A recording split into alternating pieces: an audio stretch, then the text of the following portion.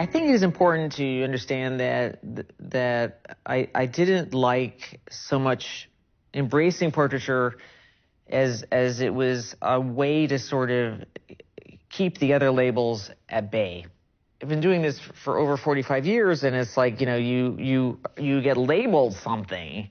Like when I was, at Rolling Stone, I was a rock and roll photographer, and I was a Vanity Fair, I was a celebrity photographer. It's like, I'm just a photographer. And I think one of the things I love about photography is how big it is and what latitude it has.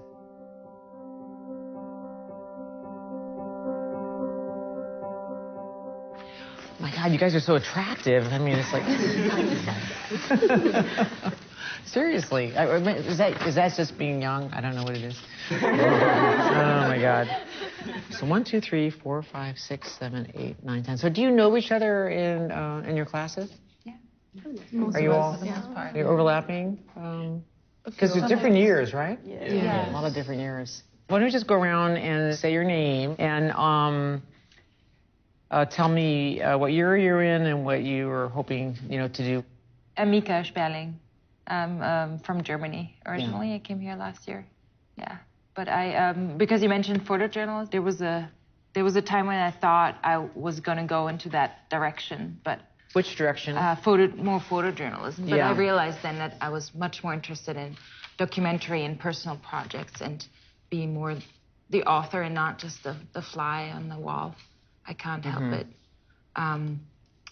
Yeah, you're right when you say that photography, I think in a really weird time right now where we criticize photojournalists for... It's like a heyday for photojournalists. Yeah, it's such a great moment for photojournalism. I mean, it's like, to me, it's the most powerful work being done right now. Is photojournalism. I run to the door to get my New York Times in the morning because I still look at the paper, and I look at the front page and I see what photograph they use, how they use it, what placement it has.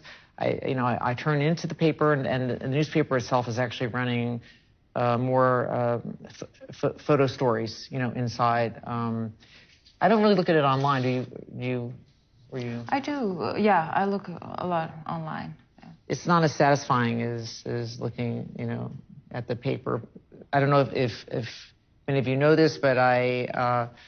While still going to school here at the Art Institute, I started working for Rolling Stone magazine. And I was, at that time, Life magazine was still going, and there was, and the photojournalism in Life was so compelling, even though I was brought up on Robert Frank and Cartier-Bresson, I thought, I wanted to be, a photojournalist. But I did discover, and there are a lot of reasons why, which would take, at least, several days to explain, but I did come to the same place where I felt like I had a stronger voice outside of photojournalism. That if I could, I liked having a point of view, and I thought that you're supposed to stay relatively objective, in your journalism. And where's the line? I mean, I don't. That would be a whole chapter. I'm gonna write that down. Where? Actually, I did want to write that down. Where's the line? Oh, that's such a good line. And trust me, it's something that you will fight your whole life. Where's the line? When do you step in? When do you step out? I think if you really are out in the front lines of I don't just mean battlefields or war, that I think you are compelled to be more objective, but you still have your gut and your soul are going to direct a lot of how you photograph. The other thing is, when you work, let's say you work for a newspaper, you may not necessarily have control over what gets used.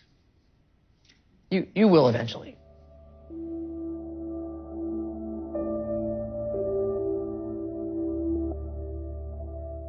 I've been doing this long enough to know that to see the photographs transformed and changed. I had met Arnold as early as 1976 in South Africa when he was filming Pumping Iron with George Butler, and he was there for the Mr. Universe contest there in South Africa. And he was kind of a showboat. And he was certainly bizarre to me because he was so big, physically big. And I just finished the Rolling Stones tour in 1975 and looking at Mick Jagger for about 6 months, you know, this skinny guy. And then here he was with Arnold Schwarzenegger, huge, very freaky. It was freaky to me. It was Diane Arbus time. It was not, you know, of the earth. And it was cartoonish to me, quite honestly. But there's a whole culture around it, and that was kind of fascinating to see this kind of world of bodybuilding.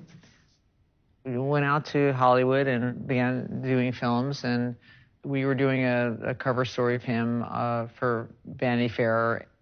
It's, you know, many years of sittings, you know, with him going over the years, and there were a couple more sittings, you know, even going up to when he was governor with Maria Shriver. And I actually did something. I actually photographed him. I did his wedding, come to think of it, with Maria Shriver in Hyannisport. You know, every now and then a subject comes along that you know it's going to be a big deal.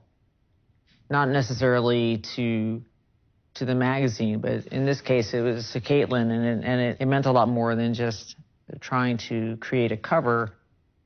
It was really an emergence.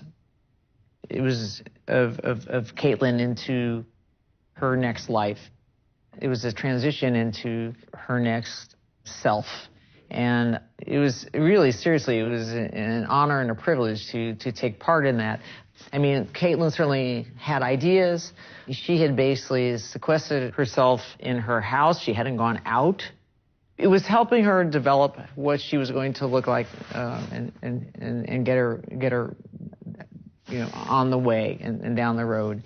And I decided that we would do it right at her house, in her house, and work there. And that was a very smart idea because everything, you know, it felt comfortable for her, and proceeded to try, you know, different ideas and different dresses and different hair. It was just literally watching her be transformed. The first day she was very, very quiet.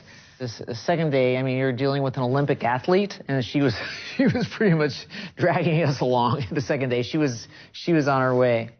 I thought it was enough that she would be, you know, transformed, and it was her announcement. But she definitely wanted to go further. I was trying the bustier with a leather jacket just to show the kind of transformation, because even though she was interested in looking like a woman, she was very much, she had a lot of masculine aspects to her, you know, being the athlete that she is. And, you know, she still liked driving fast cars and motorcycles and jumping out of planes, and she still was a rough and tough girl. So I like the idea of the leather jacket with the bustier. It did, you know, it just wasn't working, and we eventually pulled the jacket off, and there was this very simple photograph of her. I was excited about it because I love the idea of when you first looked at the cover, at first glance, you would say, "Who's that?" You know, you didn't know, you know, who that was. There's just a large history that I'm very responsible to, and I mean, Zaha Hadid. I have photographs of her that I didn't really particularly like, and she died. And then I looked at the pictures, and I go, oh, her eyes are closed. She's sitting in this, you know, in the studio. I don't love my studio work, but I love these. Suddenly, I love these photographs. I think the idea that she's no longer with us, you know, the weight of that in these photographs, and I see that a lot.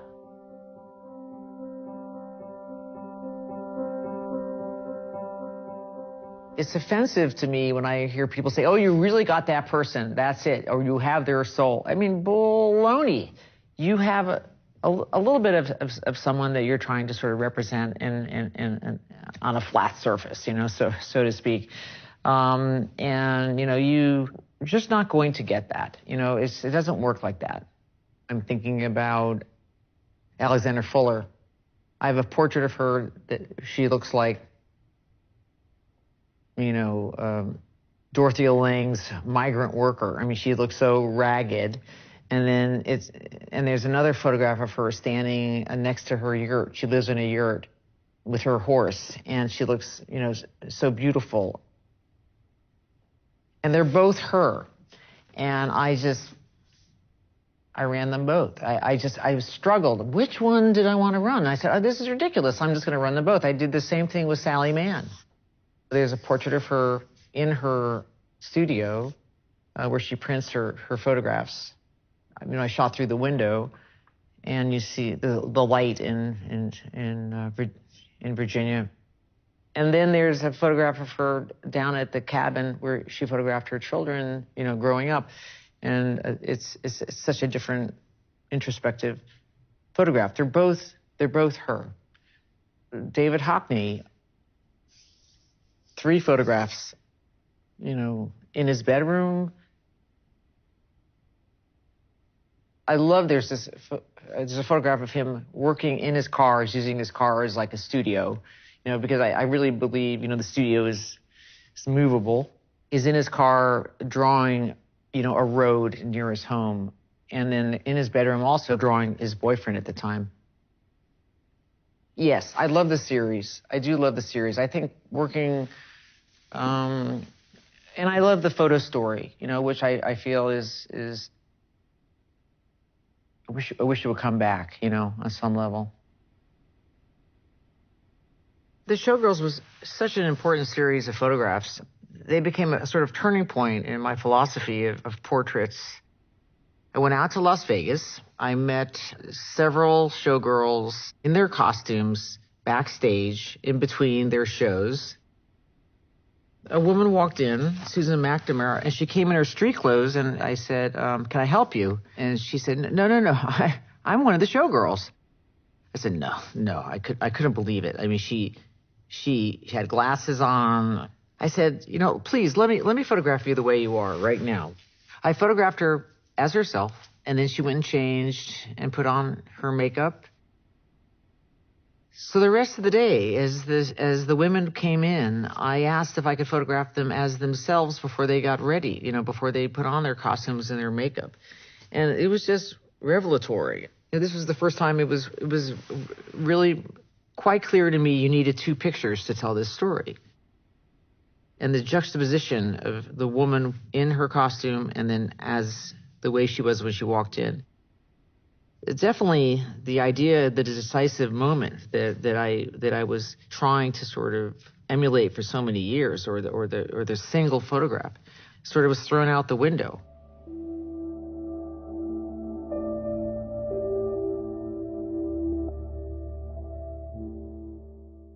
I mean, I think that's an elusive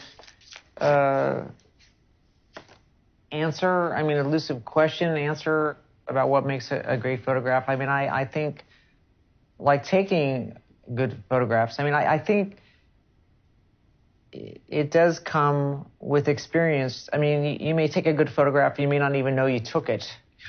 It's about how do you start to understand what you're doing. And I think that one more time, it comes with doing it. You have to do it.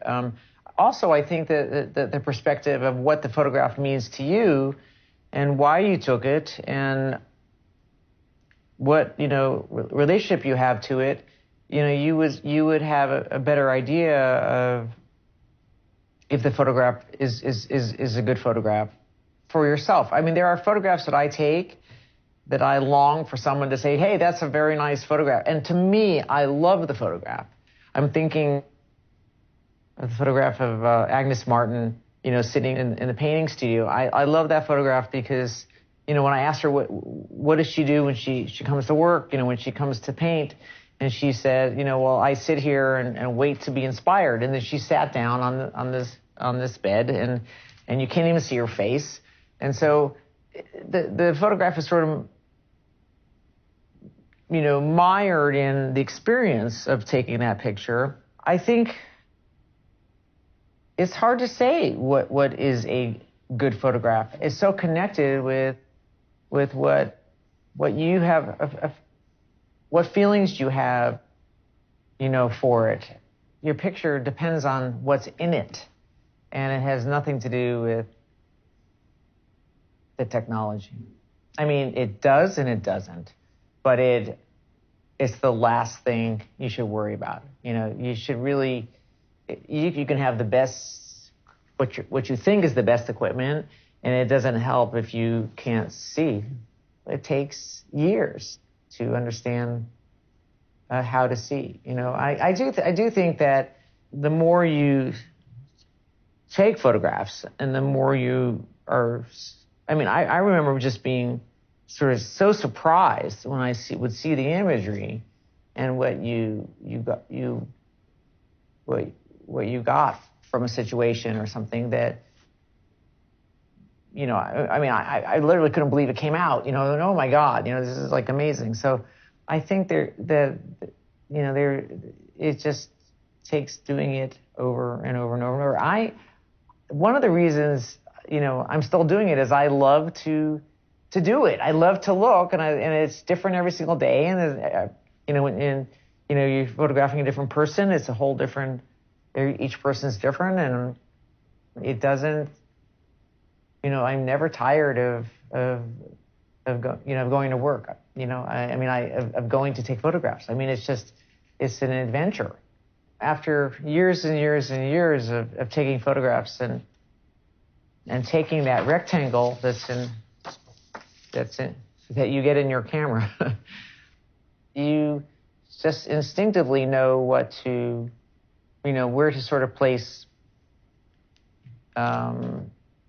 what you're seeing, and composing in that rectangle. It becomes an instinctual thing. Everything you do prepares you for when you don't have time to think about what you're doing. And I liked how the example the Sarajevo picture shows you. I was in Sarajevo doing portraits during the siege in 1993, and I was on the way, I was in a car on the way to photographing Miss Sarajevo, and literally right in front of me, a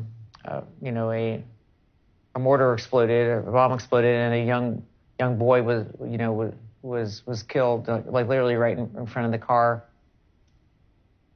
And I got out of the car and just took some photographs. I didn't even know what I was doing.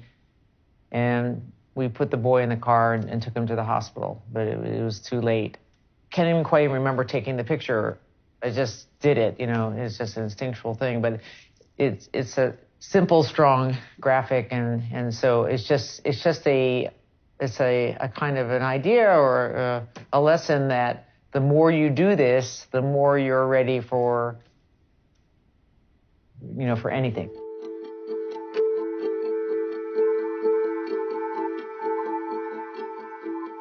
So, if you look at hard copies of newspapers, your hometown papers, or I run to the door every day and look at the New York Times, really from front to back, and I occasionally, and I'm asking you to do this, cut out a photograph that you find particularly striking or inspirational, and then take that photograph, pin it to your wall, or your workspace, and then, think about it and see how, put it away in a folder of materials to look back on, and put it in your journal and see how it affects how you think as you go along.